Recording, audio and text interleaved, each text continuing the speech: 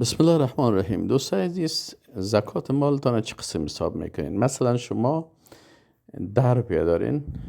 در اینجا علما میگن که در 10 روپیه ربع العشر، یعنی از 10 روپیه ربع 10 روپیه داده میشه.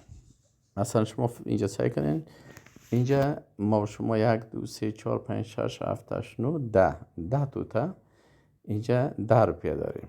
10 روپیه داریم. امی روپیه دهمی میره 4 حساب کنین، 1 حصه ازی زکات میشه. مثلا فکر کنین اینجا 10 افغانی هست. امی 10 توتا بادرنگ فکر کنین 10 افغانی هست. اگر این 10 افغانی باشه، پس اینجا زکاتی 10 افغانی چقدر میشه؟ 10 افغانی، هر افغانی ما شما 100 پول میشه. پس 100 پول، هر افغانی که 100 پول شوه، 10 صدی ما 1000 پول شد. 10,000 پول 25 پول میشه. 25 پول چی میشه؟ زکاتش میشه. مثلا اگر میره شما حساب کنین، مثلا 10 دلار است. 10 دلار ما میشه، هر دلار میشه 100 سنت. پس اینجا 1000 سنت میشه. 10 دلار ما 1000 سنت میشه. 25 سنت چی میشه؟ زکاتش میشه. پس اگر 1000 افغانی باشه چند زکات میشه؟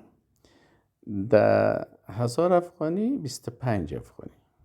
10,000 افغانی 25 افغانی زکاتش میشه. 10,000 دلار 25 دلار زکاتش میشه.